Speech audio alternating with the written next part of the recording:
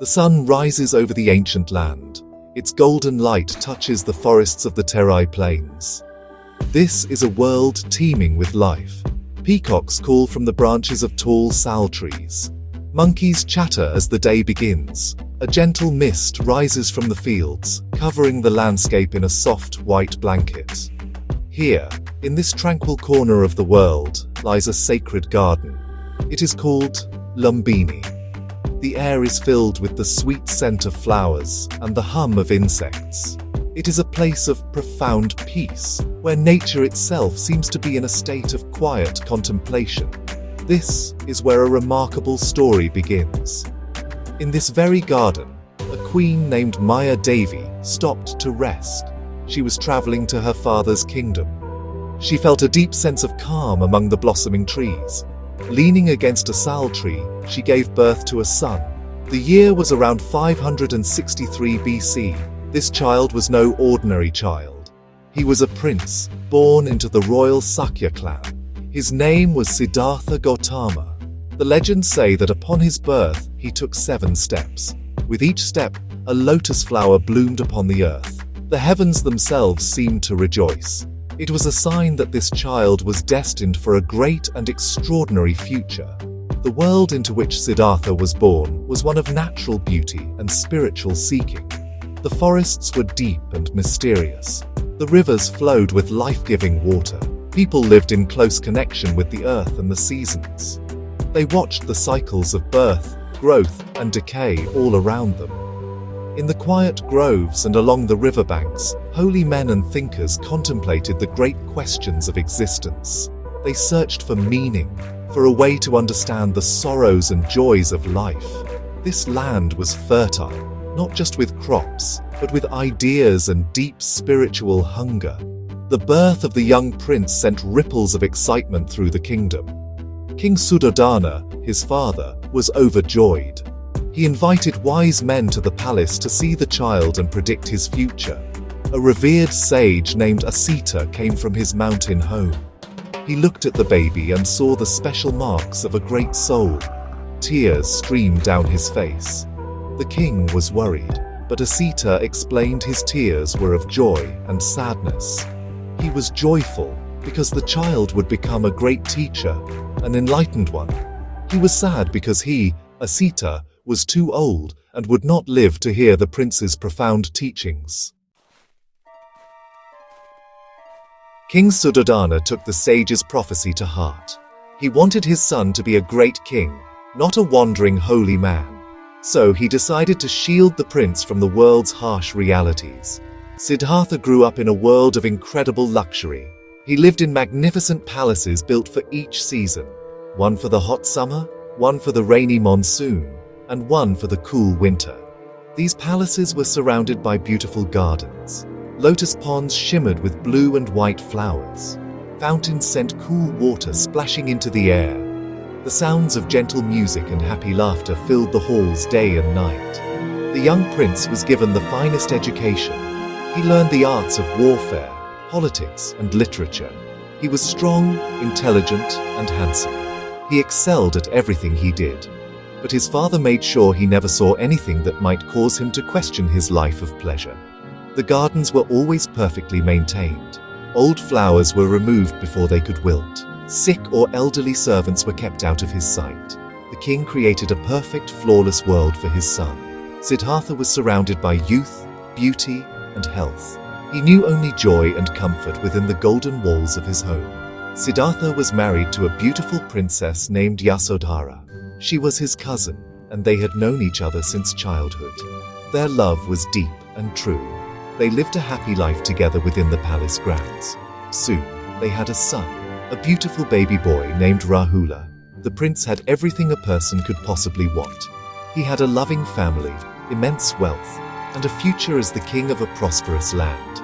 He was protected from all the worries and troubles that ordinary people face. His life was like a perfect dream, a beautiful story with no hint of sadness or pain.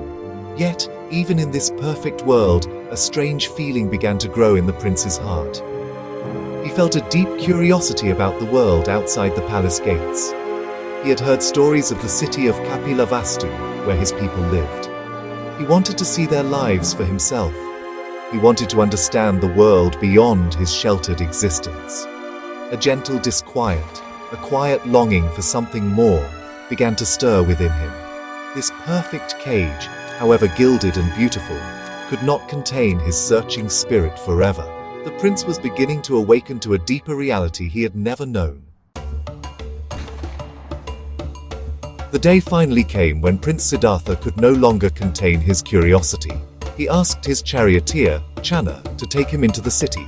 The king agreed, but ordered that the streets be cleared of anything unpleasant. The city was decorated. People cheered for their handsome prince. On this first trip, Siddhartha saw only happy, healthy people. But the gods, it is said, had a different plan. On a later journey, they arranged for the prince to see the true nature of life. As his chariot rolled through the streets, he saw a sight that stopped him in his tracks. He saw an old man, bent over with age, his skin wrinkled and his body frail. Siddhartha had never seen such a thing.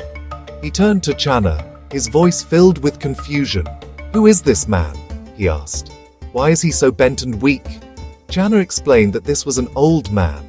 He told the prince that old age is a natural part of life. It comes to everyone, rich or poor, king or servant. The prince was deeply shaken. He realized that his own youthful body would one day grow old and frail. The thought filled him with a profound sadness.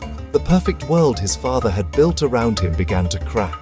He saw for the first time a truth he had never been allowed to see.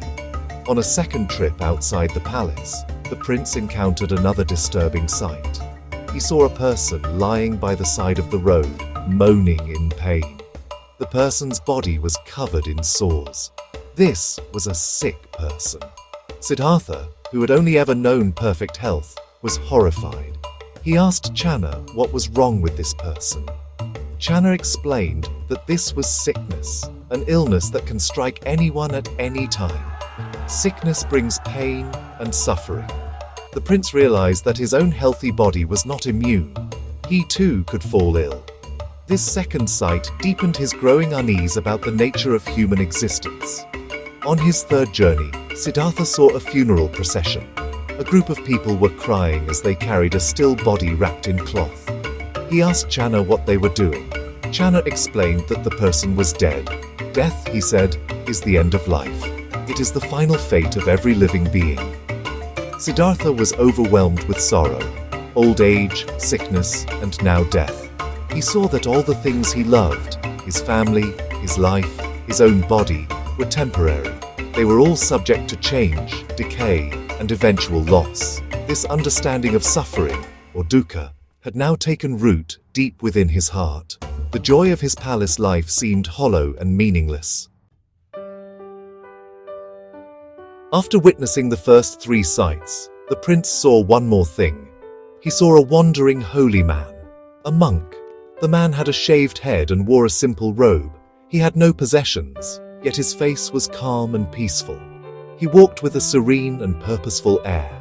Siddhartha was intrigued. He asked Channa about this man. Channa explained that he was an ascetic, someone who had renounced the world to seek the truth. He was searching for a way to overcome the suffering of old age, sickness, and death. This fourth sight gave the prince a glimmer of hope. Perhaps there was a way out of this cycle of suffering. The prince returned to the palace, a changed man. The music and dancing no longer brought him joy. The luxurious food had no taste. He looked at the sleeping bodies of the court dancers and saw them not as beautiful, but as temporary forms, destined one day to grow old and die. His mind was consumed with a single, powerful purpose. He had to find the answer to suffering. He decided that he must leave his life of luxury.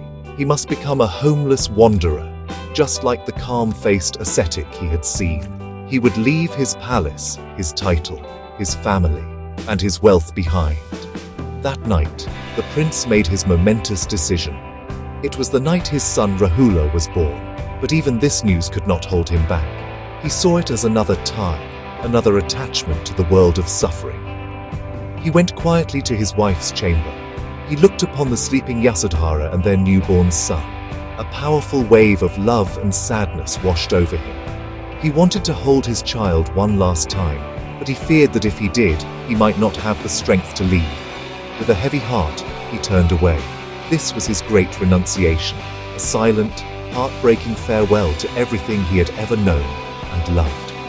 Siddhartha went to the stables and woke his faithful charioteer, Chandra.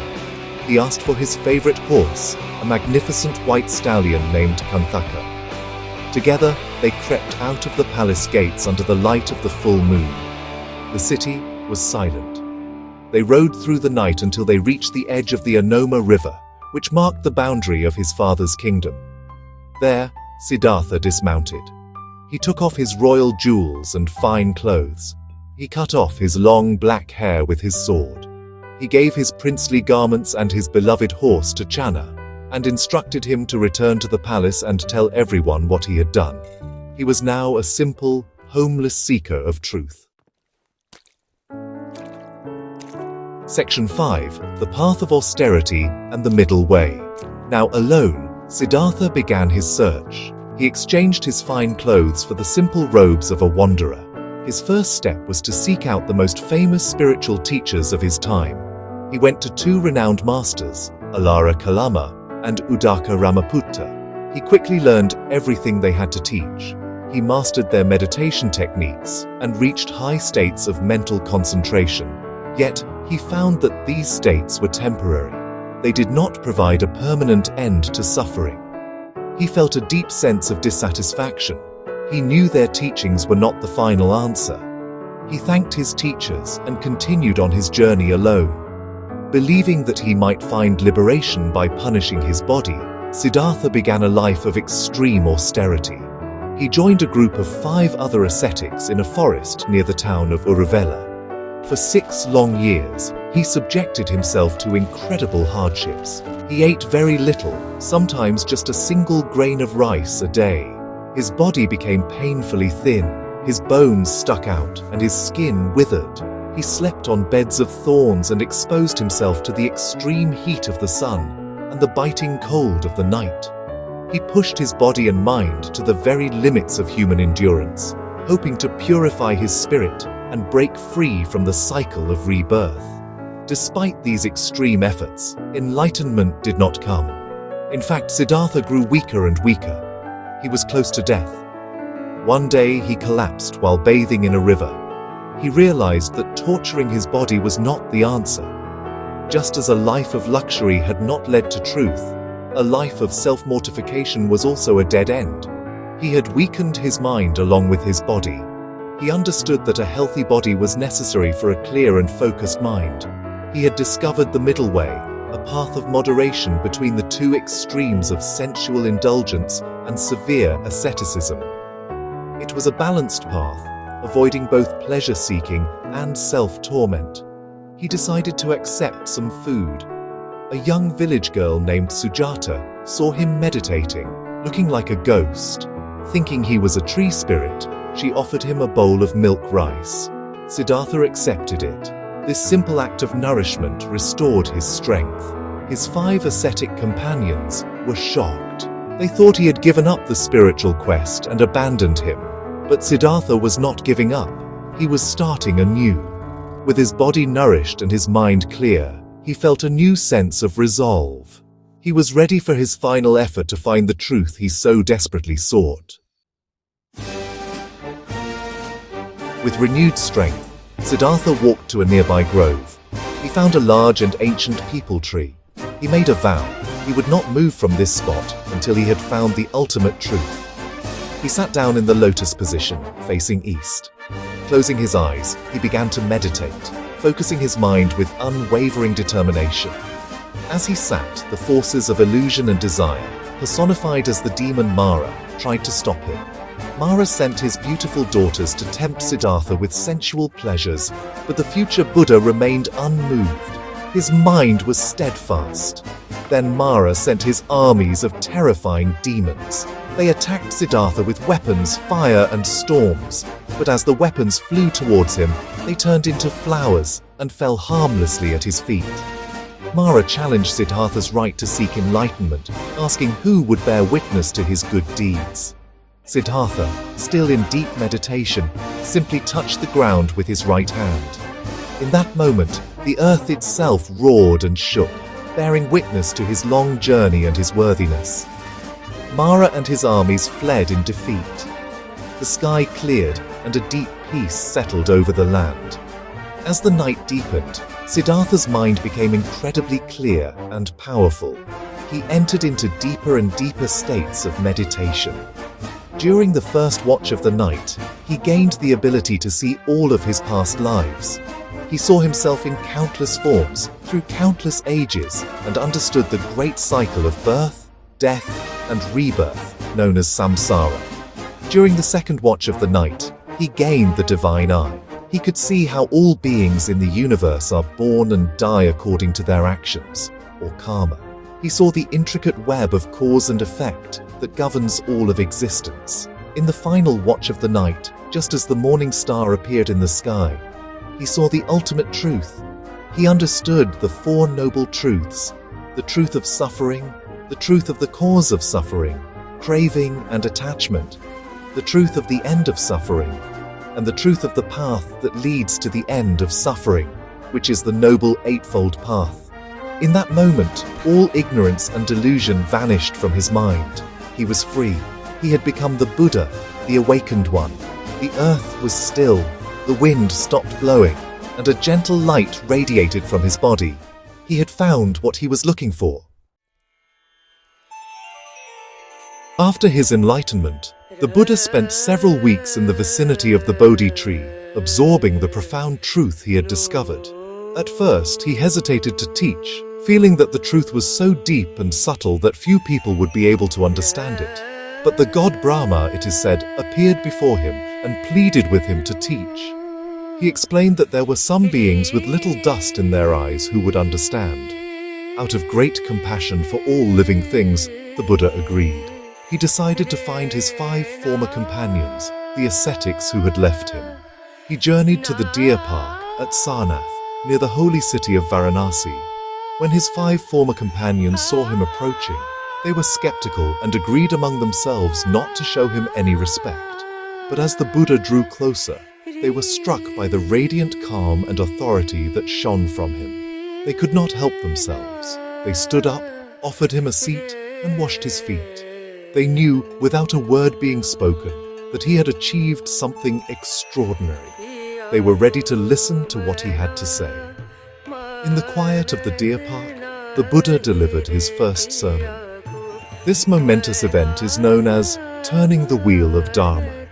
He did not speak of gods or complex philosophies. Instead, he taught the practical path he had discovered, the middle way. He explained the 4 noble truths that he had realized under the Bodhi tree. He taught that life is marked by suffering, that suffering is caused by our cravings and attachments, but that this suffering can be ended. He then laid out the way to end it, the Noble Eightfold Path, a guide to ethical conduct, mental discipline, and wisdom. As the 5 ascetics listened, their minds opened. One of them, Kaundinya, understood the teaching completely and became the first of the Buddha's enlightened disciples. The others soon followed. These 5 monks became the first members of the Sangha, the community of Buddhist monks. For the next 45 years, the Buddha walked the dusty roads of northern India. He taught people from all walks of life, kings and farmers, merchants and beggars. He taught with gentle words and simple parables. His community of followers grew steadily, a peaceful army of men and women in saffron robes, dedicated to practicing his path of compassion and wisdom. For several centuries after the Buddha's passing, his teachings spread slowly but surely across India. Then, in the 3rd century before the Common Era, a powerful emperor came to the throne. His name was Ashoka, of the Mauryan dynasty. In his early reign, Ashoka was a fierce and ambitious conqueror. He waged a brutal war to conquer the kingdom of Kalinga. The war was a great victory for him, but the battlefield was a scene of horrific carnage. The sight of so much death and suffering filled the emperor with deep remorse and regret. His heart was changed forever. Seeking solace, Emperor Ashoka turned to the teachings of the Buddha. He found in the message of non-violence and compassion a path to redemption. He converted to Buddhism and dedicated the rest of his reign to peace and welfare. He renounced military conquest. Instead of waging war, he sought to conquer hearts through righteousness, or Dharma. He became one of the most remarkable rulers in history. He built hospitals for both people and animals. He planted trees along roads to provide shade for travelers. He dug wells to provide water for all. His rule became a model of compassionate governance. Ashoka wanted to share the Buddha's message with everyone in his vast empire and beyond. He had his teachings, known as edicts, carved onto great stone pillars and rock faces. These inscriptions were placed in public places all over the subcontinent. They were written in local languages so that ordinary people could read them. They spoke of kindness, tolerance for all religions, and the importance of living a moral life. These pillars stand to this day, a timeless testament to a king's profound transformation and his desire to create a more just and compassionate society. Emperor Ashoka also played a crucial role in transforming Buddhism into a world religion. He supported the monastic community and is said to have built thousands of stupas and viharas, or monasteries. Most importantly, he sent Buddhist missionaries to other lands. Monks in saffron robes traveled far and wide. They went to Sri Lanka, to the Middle East, and across Southeast Asia. They carried the Buddha's gentle teachings of peace and mindfulness with them. It was largely through Ashoka's efforts that the light of the Dharma began to shine in distant corners of the world, far from its origins in a small park in India. The seeds planted by the Buddha and spread by Emperor Ashoka grew into a mighty tree with many branches. Great centers of learning and practice emerged across Asia. At Sanchi in central India, magnificent stupas were built. These large dome-shaped monuments housed relics of the Buddha and became important places of pilgrimage. Their stone gateways are covered with intricate carvings that tell the stories of the Buddha's life. They are like storybooks in stone, teaching the Dharma to all who visit. They stand as a silent, powerful reminder of the deep faith that inspired their creation. Further east, the great University of Nalanda became a beacon of knowledge. It was one of the world's first residential universities. Thousands of scholars and students from all over Asia came here to study. They studied not only Buddhist philosophy, but also medicine, mathematics, astronomy, and logic. Nalanda was a vibrant intellectual hub for centuries, a place where the Buddha's teachings on wisdom and inquiry were put into practice. The ruins of Nalanda today still speak of a golden age of learning and philosophical exploration, a testament to the intellectual richness of the Buddhist tradition. The teachings also traveled north, over the towering peaks of the Himalayas. They found a home in the remote and rugged landscapes of Tibet, Bhutan, and Nepal. Here, unique and profound forms of Buddhism developed. Monasteries were built in seemingly impossible places, clinging to sheer cliffs or nestled in hidden valleys. These monasteries, like Tiger's Nest in Bhutan or the great monastic cities of Tibet, became sanctuaries of peace and spiritual practice. In the thin mountain air, the sound of chanting and the sight of colorful prayer flags carrying blessings on the wind have become an enduring image of the Dharma's journey. Today, the message of the Buddha continues to resonate around the world. It is a message that is timeless and universal. It speaks not of a God in the sky, but of the potential for peace and wisdom that lies within each of us. It is a message of non-violence, urging us to cause no harm to any living being. It is a message of compassion, encouraging us to open our hearts to the suffering of others. And it is a message of truth, inviting us to see the world as it truly is, free from the clouds of ignorance and attachment. In a world often filled with noise and conflict, the Buddha's gentle path offers a quiet, enduring light.